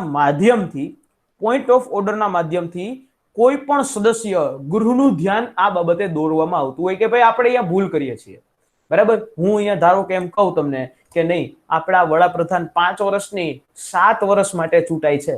તો તમે મને કેમ કહો કે સર એક મિનિટ, આ જે વસ્તુ તમે બોલ્યા એ ખોટી છે. આપણે 5 વર્ષ સુધી ચૂંટાય છે અને એ 5 વર્ષ માટે જ હોય છે સદસ્ય, અને એ આપણા ભારતના બંધારણમાં લખ્યું છે. બરાબર. કયો કે નો કયો? જે તમે મને એ વસ્તુ કહો છો ને એ વસ્તુ તમારું પોઈન્ટ ઓફ ઓર્ડર છે. બરાબર. એને કહેવાય પોઈન્ટ ઓફ ઓર્ડર.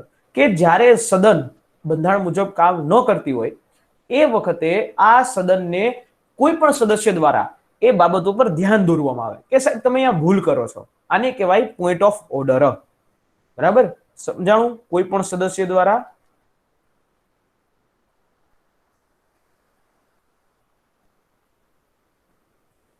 આ વસ્તુ લઈ આવવા આવે. Point of order clear? આનો ઉપયોગ છે ને સરકાર ઉપર દબાણ લાવવા માટે કરવામાં આવે.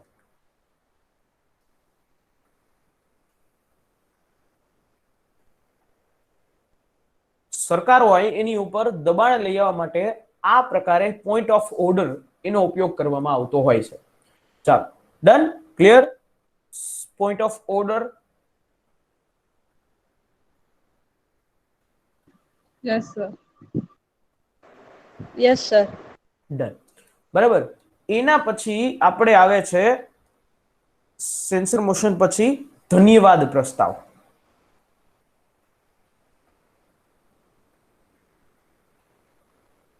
ઓકે, ધન્યવાદ પ્રસ્તાવ. હવે ધારો કે નોર્મલ શબ્દમાં સમજાવું તમને આ ધન્યવાદ પ્રસ્તાવ શું છે. હવે ફોર એક્ઝામ્પલ, હું અહીંયા કંઈક વસ્તુ બોલું છું, તમને ગમે છે, બરાબર, એટલે તમે શું કરશો? તાળીઓ પાડશો, અથવા તો તમે હમણાં કહો છો યસ સર, આ રીતે કહેશો, બરાબર. એ વન ટાઈપ ઓફ તમારું થેન્ક્સ છે, બરાબર, જેને થેન્ક્સ તરીકે આપણે લઈએ છીએ. તો એ જે થેન્ક્સ છે એ વસ્તુ અહીંયા કરવી પડે. તો જ્યારે રાષ્ટ્રપતિનું ભાષણ ચાલે, રાષ્ટ્રપતિ ભાષણ આપે, એના પછી બંને સદનોમાંથી રાષ્ટ્રપતિના ભાષણ માટે એક ધન્યવાદ પ્રસ્તાવ પારિત કરવો પડે, બરાબર. આ જે ધન્યવાદ પ્રસ્તાવ રાષ્ટ્રપતિ હંમેશા બોલે બે વખતે. એક તો કે સામાન્ય ચૂંટણીઓ હોય એ ચૂંટણી પછીની પ્રથમ બેઠકમાં બોલે, અને દરેક સત્રની અંદર બજેટ સત્રમાં બોલે. બજેટ સત્ર છે આમાં બોલે. બે વખત રાષ્ટ્રપતિ સદનમાં ઉભા થઈને પોતાનું ભાષણ આપવા માટે આવે. હવે એ ભાષણને અહીંયા ધન્યવાદ કરવું પડે, બરાબર. શું કરવું પડે? ધન્યવાદ કરવું પડે. તો એ જે ધન્યવાદ પ્રસ્તાવ પારિત કરવો પડે એને થેન્ક્સ મોશન કહેવામાં આવે છે, મોશન ઓફ થેન્ક્સ. એટલે એ ધન્યવાદ પ્રસ્તાવ પારિત કરવો પડે, આભાર અથવા તો ધન્યવાદ રાખવું પડે. હવે આ જે ધન્યવાદ પ્રસ્તાવમાં હોય શું, તો કે રાષ્ટ્રપતિએ જે વાંચ્યું હોય એ સ્પીચ એ સરકારની નીતિઓ હોય. સરકાર જે છે આગામી વર્ષની અંદર શું કરવા માંગે છે એની એમાં નીતિઓ આપવામાં આવી હોય, બરાબર. એટલે આવી રીતે આના ઉપર પછી મતદાન કરવામાં આવે, અને જો ધન્યવાદ પ્રસ્તાવ જે છે એ બંને ગૃહોમાંથી પારિત કરવો જોઈએ, બંને ગૃહોમાંથી પસાર કરવો પડે. ઓકે, જો એમાંથી એક પણ પસાર ન થાય તો અહીંયા પણ સરકારે રાજીનામું આપવું પડે.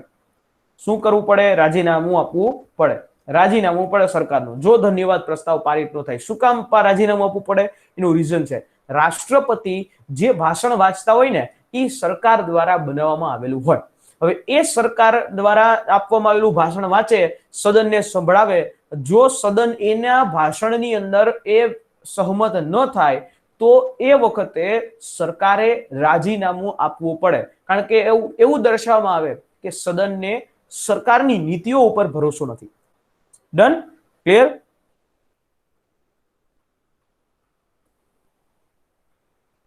Yes sir.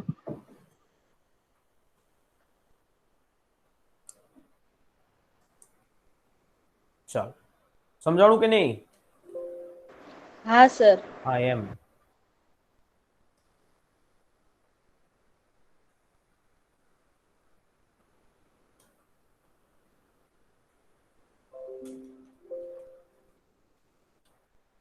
એનાથી આપણે આગળ વાત કરીએ અને ગિલોટીન પ્રસ્તાવ.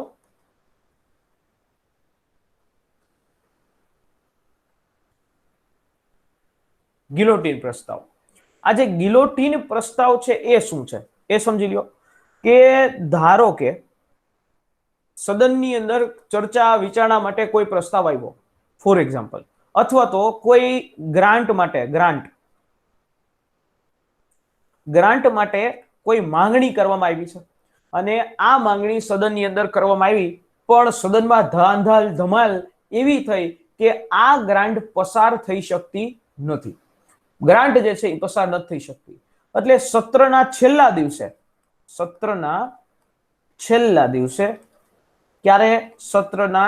દિવસે જે પણ અધ્યક્ષ હશે, ચેરપર્સન હશે, એ એક પણ પ્રકારની ચર્ચા કર્યા વગર ડાયરેક્ટલી મતદાન કરાવશે.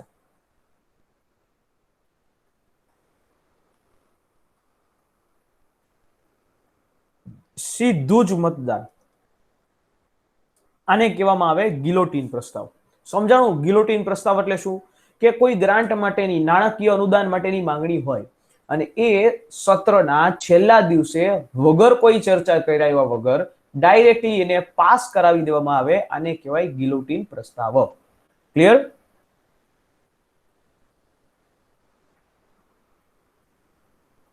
હા સર. ડન.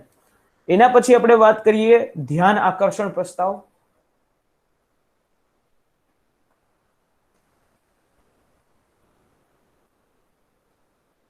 ધ્યાનાકર્ષણ પ્રસ્તાવ. સાહેબ, આ જે ધ્યાનાકર્ષણ પ્રસ્તાવ એ શું છે? ધ્યાનાકર્ષણ પ્રસ્તાવ એટલે કે જે પ્રસ્તાવ, આ પ્રસ્તાવ હોય કોઈ સંસદીય પ્રક્રિયાની અંદર, હકીકતમાં છે ને આ ભારતમાં જ છે, બરાબર? આ આખા વિશ્વને ભારતની દેન છે, ભારતની ગિફ્ટ છે. 1954 થી આની શરૂઆત કરવામાં આવી. ધ્યાનાકર્ષણ પ્રસ્તાવ જ્યારે લેવામાં આવે એટલે કે ગૃહના કોઈ પણ સદસ્ય દ્વારા કોઈ પણ સભાપતિની પૂર્વ મંજૂરીથી કોઈ પણ મંત્રીનું કોઈ ખાસ વિષય ઉપર ધ્યાન દોરવા માટે, બરાબર, કોઈ પણ સદસ્ય દ્વારા કોઈ ખાસ બાબત ઉપર, કોઈ ખાસ બાબત ઉપર ધ્યાન દોરવા માટે આ વસ્તુ ધ્યાનાકર્ષણ પ્રસ્તાવ કરવામાં આવે છે, બરાબર. અને એ કોઈ પણ મંત્રીઓ વિરુદ્ધ જ આવતો હોય, બરાબર. એના પછી એ મંત્રીઓએ અહીંયા વ્યક્તિગત રીતે અહીંયા સ્પીચ આપવાની થાય અને આ રીતે ધ્યાનાકર્ષણ પ્રસ્તાવ છે એ પણ લઈને આવવામાં આવે, બરાબર. ધ્યાનાકર્ષણ પ્રસ્તાવના અંતે અહીંયા મતદાન કરવામાં આવતું નથી, અહીંયા મતદાન થાય નહીં, બરાબર. અંતે અહીંયા કોઈ પણ જાતનું મતદાન કરવામાં આવતું નથી. સમજાણું દરેકને? વોટ ઇઝ ધીસ ધ્યાનાકર્ષણ પ્રસ્તાવ? Yes sir. ચાલો, અને ધ્યાનાકર્ષણ પ્રસ્તાવ પછી આપણે વિશેષ અધિકાર પ્રસ્તાવ, જે એને સ્પેશિયલ પ્રિવિલેજ મોશન કહેવામાં આવે, વિશેષ અધિકાર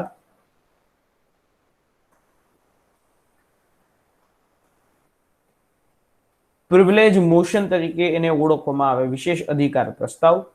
એટલે કે જ્યારે કોઈ પણ સંસદની જગ્યા એવી છે કે સદનની અંદર જે પણ માહિતી તમારે રાખવાની હોય ને, એ માહિતી સંપૂર્ણ રીતે સાચી હોવી જોઈએ. સદનમાં જે પણ માહિતી તમે રાખો છો એ માહિતી 110% સાચી હોવી જોઈએ. અને જો એ સાચી ન, કારણ કે સદનની અંદર દરેક વ્યક્તિને સાચી માહિતી જાણવાનો અધિકાર છે. જો એ કોઈ પણ મંત્રી છે સાચી માહિતી ન આપે તો એના વિશેષ અધિકારનો ભંગ થાય અને ત્યારે આ રીતે વિશેષ અધિકાર પ્રસ્તાવ રજૂ કરી શકાય. જો કોઈ મંત્રી સાચા તથ્યોને રજૂ ન કરે ત્યારે આ રીતે વિશેષ અધિકાર પ્રસ્તાવ રજૂ કરવામાં આવતો હોય છે. તો સમજાણું દરેકને વિશેષ અધિકાર પ્રસ્તાવ?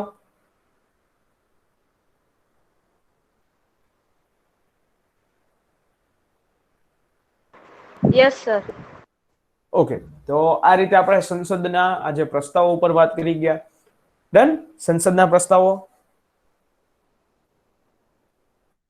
Yes sir. હા સર.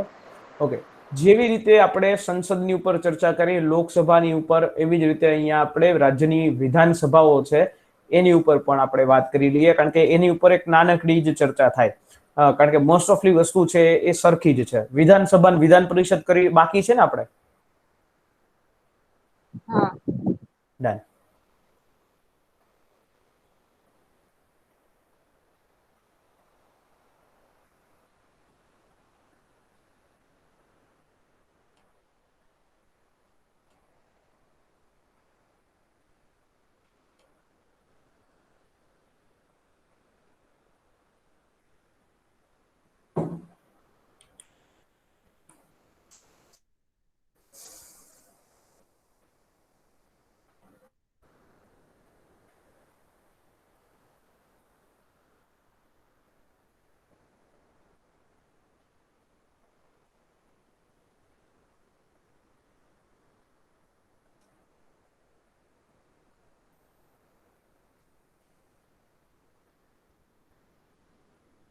ચાલો, વિધાનસભા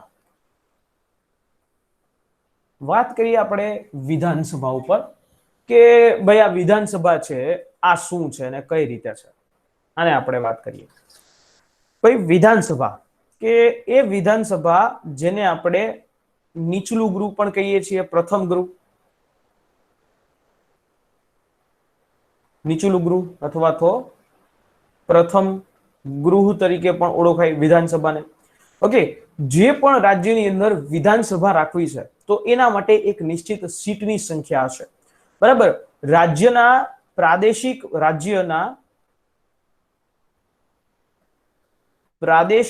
મતદાર મંડળ છે એ મંડળમાંથી ચૂંટણીથી ઓછામાં ઓછા, વધુમાં વધુ અને ઓછામાં ઓછા, વધુમાં વધુ 500 અને ઓછામાં ઓછા, સર હા બોલો, સ્ક્રીન નથી દેખાતી, આગળની સ્ક્રીન દેખાય છે. આગળની સ્ક્રીન દેખાય છે. હવે દેખાણી?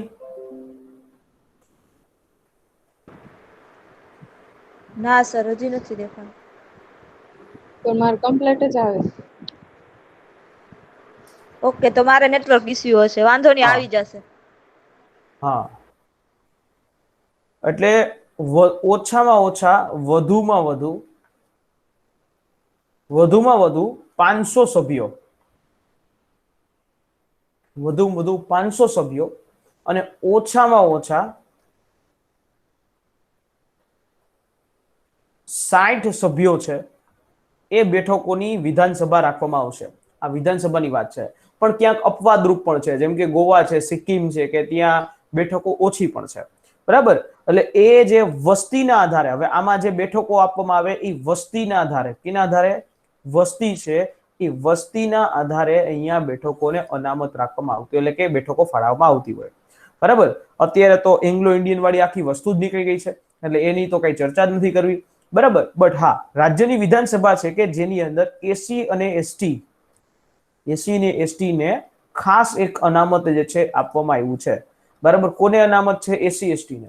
અહીંયા મહિલાઓને અનામત નથી કે નથી ઓબીસી ને અનામત. બરાબર, વિધાનસભાનો સભ્ય બનવું હોય તો એની માટેની લાયકાત છે એ એઝ ઇટ ઇઝ જેવી જ છે. બરાબર, જે તમે લોકસભાની અંદર છે, વિધાનસભાની અંદર લોકસભા જેવી જ લાયકાત છે, એટલે એના ઉપર વધારે આપણે ડિસ્કસ નથી કરતા. બરાબર, એટલે એઝ ઇટ ઇઝ આપણે લોકસભા અને રાજ્યસભા જે સમજ્યું એના જેવી જ આખી આની વાત કરવામાં આવી છે. ચાલો, બરાબર. હવે એક ખાસ અહીંયા ડિફરન્સ તરીકે હું લઈ લઉં છું,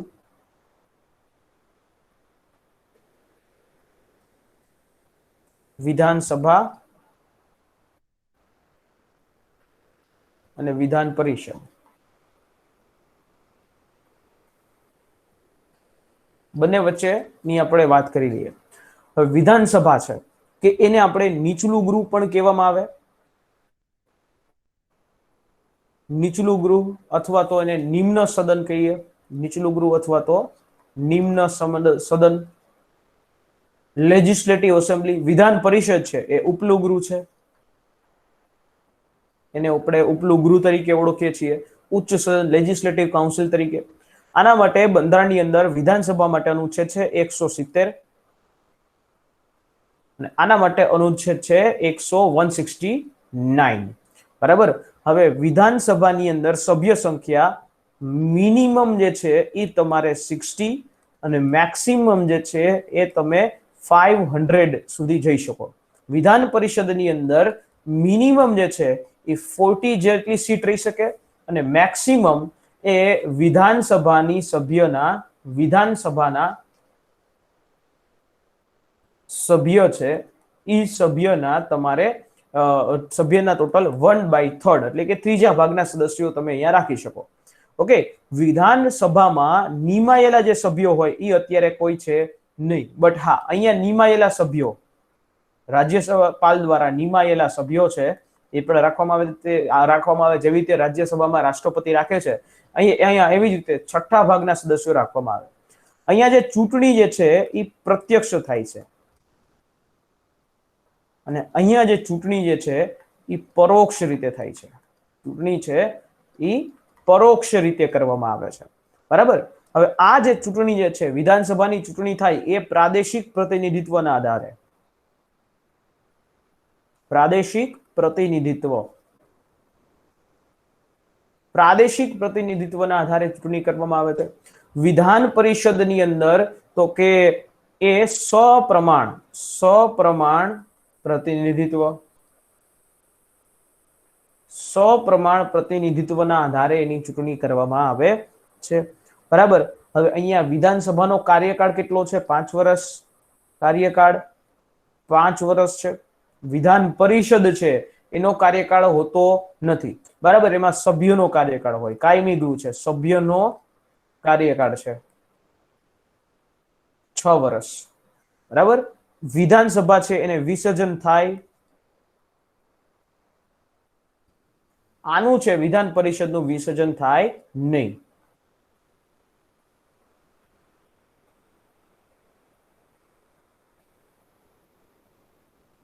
વિસર્જન થાય નહીં. બરાબર. વિધાનસભાની અંદર ચૂંટાવા માટે 25 વર્ષની ઉંમર જોઈએ. વિધાન પરિષદમાં ચૂંટાવા માટે 30 વર્ષની તમારે ઉંમર જોઈશે. બરાબર. 30 વર્ષની ઉંમર હોવી ફરજિયાત છે. બરાબર. વિધાનસભામાં એસી અને એસટી માટે અનામત છે અને વિધાન પરિષદની અંદર એસી એસટી માટે અનામત જેવી કોઈ પ્રથા હોતી નથી. બરાબર. ગુજરાતમાં આપણે ક્યારે વિધાન પરિષદ છે નહીં. ક્લિયર? ચાલો. ગુજરાતની અંદર કેટલી બેઠકો વિધાનસભાની? 182 ગુજરાતમાં. બરાબર. હવે આની અંદર એસસી અને એસટી માટે કેટલી બેઠકો છે? અનામત છે. એસસી અનુસૂચિત જાતિ માટેની 13 બેઠકો છે અને અનુસૂચિત જનજાતિ માટેની ટોટલ 26 બેઠકો જેને રિઝર્વ રાખવામાં આવી છે. Clear? Yes sir. Yes sir. Done.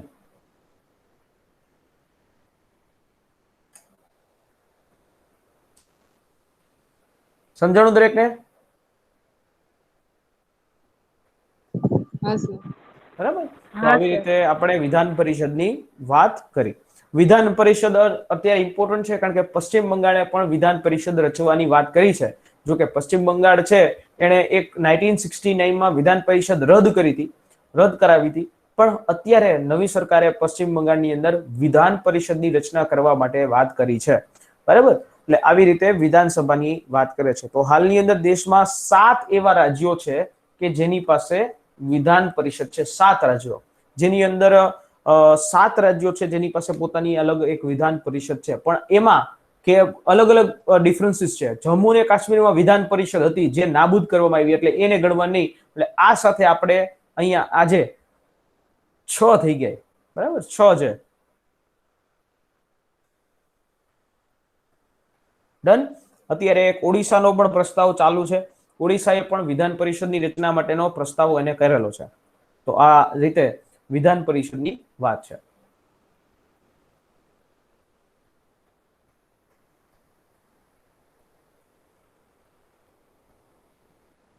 Done. Yes sir. Okay. હા સર. તો અહીંયા આપણે આજનો સેશન કમ્પ્લીટ કરીએ. બરાબર. અહીંયા મેક્સિમમ આપણે આજના સેશનની અંદર કમ્પ્લીટ કરી નાખીએ. અહીંયા સુધી કોઈને કઈ પ્રશ્ન હોય તો બોલો.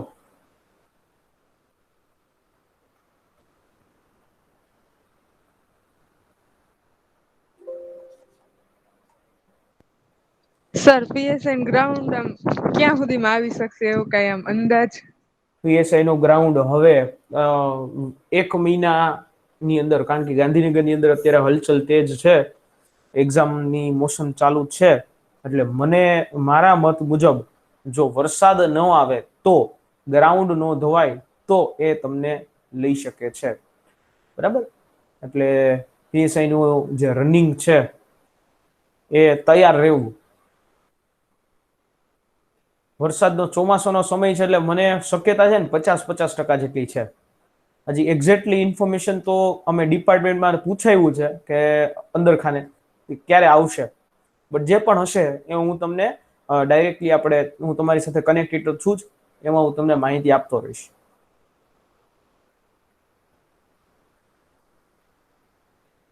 ઓકે. Okay sir. ચાલો ક્લિયર. તો આપણે અહીંયા સુધી રાખીએ અને આવતીકાલે આપણે બંધારણનું કમ્પ્લીટ પૂરું કરી દેશું લેક્ચરમાં. Okay sir. ઓકે. અને તેમ છતાં ગમે ત્યારે કાંઈ પણ પ્રશ્ન હોય તો you can also contact me. Done.